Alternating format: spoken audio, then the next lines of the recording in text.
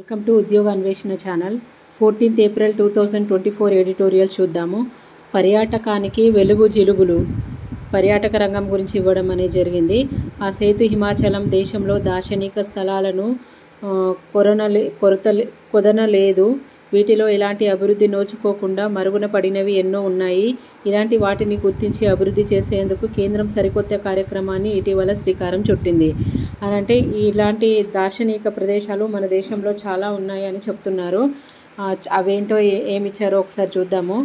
100 ఏళ్ల క్రితము నిర్మించిన చారిత్రక వారసత్వ కట్టడాలు మొదలుకొని ఆధ్యాత్మిక వాతావరణంలో విరజిల్లే పుణ్యక్షేత్రాలు, జీవ వైవిధ్యంతో అలరాడే అటవీ ప్రాంతాలు, జలపాతాలు, ఇతర సహజ వింతలు ఇండియా నెలవు. దేశ విదేశాల నుంచి ఎంతోమంది వీటిని దర్శించుకుంటారు. అయితే తమదైన ప్రత్యేకతను కలిగి ఉన్న ప్రాముఖ్యానికి సరైన అభివృద్ధికి నోచుకొని పర్యాటక ప్రదేశాలు దేశీయంగా ఎన్నో ఉన్నాయి. వాటిని అభివృద్ధి చేసేందుకు కేంద్రము నడుం కట్టింది. ప్రధాని నరేంద్ర మోడీ గత నెలలో జమ్మూ కాశ్మీర్ పర్యాటక సందర్భంలో దేఖో అప్నా దేశ్ పీపుల్స్ చాయిస్ 2024 ప్రాజెక్టును ప్రారంభించారు. ఇందులో భాగంగా ప్రజలే తాము ఇష్టపడే పర్యాటక ప్రాంతాలను ఎన్నుకునే అవకాశాన్ని కల్పిస్తూ కేంద్ర పర్యాటక శాఖ ఒక ఆన్లైన్ పోలింగ్ ప్రారంభించింది. ఇందులో అన్ని శాఖలు భాగస్వాములు కావాలని సూచించింది. భారీగా వృద్ధి. నూతన కార్యక్రమంలో భాగంగా 5 విభాగాలు పొందుపరిచారు. ఆధ్యాత్మిక, సాంస్కృతిక, వారసత్వ, సహజ, అటవీ, సహజ విభాగాలుగా సందర్శనీయ స్థలాలను విభజించారు. వీటితో పాటు ఇతర విభాగాలు ప్రజలు తమను ఇష్టపడే మరేదైనా ప్రదేశాన్ని చేర్చే అవకాశాన్ని కల్పించారు. ఈ ఆన్లైన్ పోలింగ్లో నెటిజన్లు తాము ఇప్పటికే దర్శించిన స్థలాల్ని, త్వరలో చూడబోయే మరో ప్రాంతాన్ని సూచిస్తూ ఓటింగ్లో పాల్గొన్నాక ప్రశంసలతో కూడిన ఒక ధృవపత్రాన్ని డౌన్లోడ్ చేసుకోవచ్చు. ఏప్రిల్ 30 వరకు ఈ ఆన్లైన్ ఓటింగ్ కొనసాగుతుంది. గతంలో కేంద్ర ప్రభుత్వ వారసత్వ కట్టడాల కోసము హృదయ్ పథకాన్ని, అంటే హృదయ్ అనే పథకం దేనికోసం అంటే వారసత్వ కట్టడాల కోసమని పథకాన్ని పుణ్యక్షేత్రాల పునర్జీవనానికి పుణ్యక్షేత్రాల దానికోసం అంటే పునర్జీవనానికి ఏమో ప్రసాద్ పథకాన్ని తీసుకురావడం సత్ఫలితాలను ఇచ్చింది. ఆన్లైన్ పోలింగ్ ద్వారా దేశ ప్రజల పర్యాటక అభిరుచిని తెలుసుకోవడంతో పాటు ఆయా ప్రాంతాల అభివృద్ధి చేసేందుకు అవకాశాలు దక్కుతుంది. తమకు నచ్చిన ప్రదేశాల్లో ప్రభుత్వం ఎలాంటి సౌకర్యాలు కల్పించాలో దీని ద్వారా ప్రజలు తెలియజేయవచ్చు. ఆయా ప్రాంతాలు రవాణా సదుపాయాలు, మౌలిక వసతులు కల్పించాల్సిందిగా సూచించే అవకాశం ఉంది. పర్యాటక రంగానికి తగిన ఊతమిస్తే దేశ ఆర్థికానికి ఎంతగానో మేలు కలుగుతుంది. జీడీపీలో దాదాపుగా 4.6% వాటా పర్యాటక రంగం వాటా ఎంత అంటే 4.6% వాటా ఉంది అని గణాంకాలు వెల్లడిస్తున్నాయి. ప్రపంచవ్యాప్తంగా 50 సుందర దేశాల ర్యాంకింగ్లో ఇండియా 7వ స్థానంలో ఉంది. 50 సుందర దేశాల ర్యాంకింగ్లో ఇండియా వచ్చి 7వ స్థానంలో ఉందని ఫోర్బ్స్ పత్రిక ఇటీవల వెల్లడించింది. 2021 భారతదేశంలో పర్యాటక రంగం వల్ల ఏకంగా 13.2 లక్షల కోట్ల ఆదాయం సమకూరుతుంది. దాదాపుగా 3.2 కోట్ల ఉద్యోగాల కల్పనకు ఊతమిచ్చింది. ప్రపంచ విహారయాత్ర పర్యాటక మండలి ఈ వివరాలను వెల్లడించింది. పర్యాటక రంగం ఏటా 7.8% వృద్ధితో 2031 కల్లా 33.8 లక్షల కోట్ల ఆదాయాన్ని ఆర్జించి పెట్టే వీలుందని అంచనా. 33.8 లక్షల కోట్లు 33.8 లక్షల కోట్ల ఆదాయాన్ని ఆర్జించి పెట్టే వీలుందట. అది ఎప్పటి వరకు? 2031 వరకు. తెలుగు రాష్ట్రాల్లో ఎన్నున్నాయో చూద్దాము. దేశ విదేశాలను మెచ్చే అన్ని రకాల యాత్రా స్థలాలు తెలుగు రాష్ట్రాల్లో పెద్ద సంఖ్యలో ఉన్నాయి. వాటిలో చాలా వాటికి సరైన గుర్తింపు కొరవడింది. పర్యాటక రంగం ద్వారా ఉపాధి సైతము తెలుగు రాష్ట్రాల్లో ఆశించిన స్థాయిలో లభించడం లేదు. ఆంధ్రప్రదేశ్కు 100 కిలోమీటర్ల మేరకు సముద్ర తీరం ఉన్న విశాఖపట్నం మినహా మరే ఇతర బీచ్లకు పర్యాటకాలు విలాసంగా విడిది చేసే సౌకర్యాలు లేవు. తెలంగాణలో సైతం సరిగ్గా అభివృద్ధి చేస్తే మంచి ఆదాయం అందించే దర్శనీయ స్థలాలు లెక్కకు మిక్కిలిగా ఉన్నాయి. ములుగు జిల్లాలోని ఏటూరు నాగారం అభయారణ్యంలో సఫారీ సదుపాయాలు కల్పించలేదు. భూపాల్పల్లిలోని పాండవుల గుట్టలు పెద్దగా సౌకర్యాలు నోచుకోలేదు.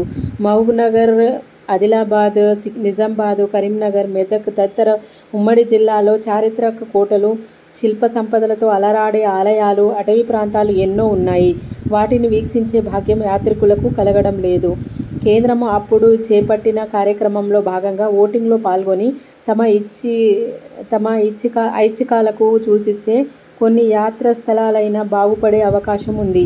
దీంతో పాటు పాలకులు సైతము రంగంలోకి దిగి దేశీయంగా అన్ని ప్రాంతాల్లో పర్యాటకానికి అవకాశం ఉన్న ప్రదేశాలను గుర్తించాలి. ఆయా ప్రాంతాల్లో సరైన అభివృద్ధి చురగొనేందుకు పర్యాటకములు పెరిగి దేశార్థికానికి ఇతోధికం లబ్ధి కలుగుతుంది. ఇది పర్యాటక రంగం గురించి ఇవ్వడం అనేది జరిగింది. ఇంపార్టెంట్ ఇది. చూద్దాము నెక్స్ట్ ఆర్టికల్ ఏమి ఇచ్చారనేది. దేశ ఆర్థికానికి వెన్నుదన్ను అనేది భారతదేశము రిజర్వ్ బ్యాంకు ఆర్బీఐ ఇటీవల 90వ వార్షికోత్సవం జరుపుకుంది. ఆర్బీఐ ఎన్నో వార్షికోత్సవం అనేది డైరెక్ట్ క్వశ్చన్ ఇది. 90వ వార్షికోత్సవము 1934 రిజర్వ్ బ్యాంక్ ఇండియా చట్టంతో 1934 ఆర్బీఐ యాక్ట్తోని ఇది కింద స్థాపితమైన ఆర్బీఐని స్వాతంత్రం వచ్చిన తర్వాత 1949లో జాతీయం చేశారు. 49లోనే జాతీయం చేయడం అనేది జరిగింది. మెరుగైన ద్రవ్య నియంత్రణ కోసమని స్థాపించిన ఆర్బీఐ నేడు వర్ధమాన దేశాలన్నిటికీ కేంద్ర బ్యాంకుల కన్నా సమర్థంగా పనిచేస్తున్నట్టుగా కితాబులు అందుకుంటుంది. ఆర్బీఐ ప్రపంచ దేశాలతో చూస్తే ఇది చాలా మెరుగైన సేవలను అందిస్తున్నట్టుగా మన్ననలు అందుకుంటుందని ఇచ్చారు. ప్రపంచంలోనే మొట్టమొదటి కేంద్ర బ్యాంకు 1668లో స్వీడన్లో ఏర్పాటైంది. ఆ తర్వాత 1694లో బ్యాంక్ ఆఫ్ ఇంగ్లాండ్ స్థాపితమైంది. ఇవి 2 ప్రభుత్వ రుణ బాండ్లను కొనుగోలు చేయడానికి జాయింట్ స్టాక్ కంపెనీలుగా ఏర్పడ్డాయి. భారతీయ రిజర్వ్ బ్యాంక్ ఆర్బీఐ సైతము వాటాదారులతో జాయింట్ స్టాక్ కంపెనీగా నమోదయ్యింది. ఆర్బీఐ ఏర్పడక ముందు బ్రిటిష్ పాలనలో భారతీయులు బ్యాంకింగ్ రంగంలో 3 ప్రెసిడెన్సీ బ్యాంకులు bank of Bengal, bank of Madras, bank of Bombay కీలకంగా ఉండేవి. 1935లో అవి 3 కలిపి ఇంపీరియల్ బ్యాంక్ అంటే ఈ 3 ఏమేమి bank of Madras, bank of Bombay and bank of Bengal ఈ 3 కలిపి బెంగాలు, మద్రాసు తర్వాత ఇంకొకటి బ్యాంక్ ఆఫ్ బాంబే బిఎంబి ఈ బ్యాంకులను కలిపి ఇంపీరియల్ బ్యాంకుగా 1935లో ఏర్పాటు చేయడం అనేది జరిగింది. అయితే మొదట్లో కోల్కతా ప్రధాన కార్యాలయంగా పనిచేసిన ఆర్బీఐ 1937లో ముంబైకి మారింది. 1937లోనే 2 సంవత్సరాలే అక్కడ పనిచేసింది. తర్వాత ముంబైకి మారింది. ఓస్ట్రో ఖాతాలు ద్రవ్యోల్బణం వల్ల ఇండియా కరెన్సీ విలువ క్షీణించడానికి నిలువరించడానికి ప్రభుత్వము బాండ్ల రూపంలో రుణాలు స్వీకరించడానికి ఫ్రాన్స్ కేంద్ర బ్యాంకు 1900 సంవత్సరంలో నెపోలియన్ ఏర్పాటు చేశారు. అమెరికా కేంద్ర బ్యాంకు అయిన ఫెడరల్ రిజర్వ్ 20వ శతాబ్దంలో స్థాపితమైంది. ఆర్బీఐ ఫెడరల్ రిజర్వ్ మాదిరిగానే అన్ని కేంద్ర బ్యాంకులకు ద్రవ్య కరెన్సీ స్థిరత్వాన్ని కాపాడుతూ ఆర్థికాభివృద్ధి దోహదం చేసే విధానాలను అనుసరిస్తుంది. 1914 వరకు దేశాల కరెన్సీ విలువ వాటి వద్దనున్న బంగారు నిల్వలపై ఆధారపడి ఉండేది. బంగారు నిల్వలు క్షీణిస్తే దేశ కరెన్సీ విలువ సైతం తగ్గిపోయేది. దాన్ని అరికట్టడానికి కేంద్ర బ్యాంకులు వడ్డీ రేట్లను పెంచేవి. అది వడ్డీ లభించే చోట్లను బంగారు పరుగు తీసేది. 1970లో చమురు విక్రయాల డాలర్లో జరగడం మొదలుపెట్టిన తర్వాత బంగారు మునుపటి ప్రాధాన్యం కోల్పోయింది. ప్రారంభంలో వ్యవసాయ సరుకుల ధరలపైన ఆర్బీఐ ఎక్కువగా దృష్టి పెట్టేది. ద్రవ్యోల్బణానికి పగ్గాలు వేస్తూ వ్యవసాయ పరిశ్రమలకు తగ్గినన్ని పెట్టుబడులు లభించేలా ప్రాధాన్యం ఇచ్చేది. అంతే విత్తలోటు ఎగబాకుతూ ఉండటము, విదేశీ ప్రత్యక్ష పెట్టుబడులు ఎఫ్డీఐలు తక్కువగా ఉండడము ఆర్బీఐకి సమస్యలుగా నిలిచేవి. 1984-85లో జీడీపీలో 8.8% ఉన్న కేంద్ర రాష్ట్రాల విత్తలోటు 90-91 కల్లా 9.4% పెరిగింది. అంతలో గల్ఫ్ యుద్ధం విరుచుకుపడడంతో చమురు ధరలు పెరిగిపోయి వాణిజ్య లోటు వచ్చింది. విదేశీ మారక ద్రవ్య నిల్వలు అడుగంటిపోవడంతో భారత్ బంగారు నిల్వలు తాకట్టు పెట్టి ఐఎంఎఫ్ నుంచి రుణ సేకరణ జరపాల్సి వచ్చింది. 1991 ఆర్థిక సరళీకరణ తర్వాతి నుంచి పరిస్థితి మెరుగుపడసాగింది. అయినా భారత్తో 2011 నుంచి చమురు దిగుమతిపై ఏటా భారీగా వెచ్చిస్తుంది. గడిచిన 2 ఏళ్లలో వరుసగా 12 లక్షల కోట్ల రూపాయలు 16 లక్షల కోట్ల చొప్పున ఖర్చు చేసింది. ఇజ్రాయెల్ యుద్ధం వల్ల రష్యా పైన విధించిన ఆర్థిక ఆంక్షలు, చమురు దిగుమతులు, వాటికి డాలర్ల చెల్లింపులు సమస్యాత్మకంగా మారాయి. అందుకే భారత ప్రభుత్వం ఆర్బీఐ గడిచిన 15 ఏళ్ల అంతర్జాతీయ వాణిజ్య రూపాయల్లో నిర్వహించాలని ప్రయత్నిస్తుంది. అంతర్జాతీయ వాణిజ్యం రూపాయి వినియోగాన్ని పెంచడానికి గతేడాది ఆగస్టులో రిజర్వ్ బ్యాంకు ఓస్ట్రో ఖాతాలు తెరవడానికి 22 దేశాల కేంద్ర బ్యాంకుల్ని అనుమతించింది. ఈ ఖాతాలు తెరిచిన వాటిలో Sri Lanka, Britain, Germany, Russia, Bangladesh, Israel, ఇరాన్లు ఉన్నాయి. ఈ ఖాతాల ద్వారా భారతీయుల వర్తకులు విదేశాల నుంచి దిగుమతులు కోసము రూపాయల్లో చెల్లింపులు జరపగలుగుతారు. తమ ఎగుమతిదారులు చెల్లింపులు స్వీకరించవచ్చు.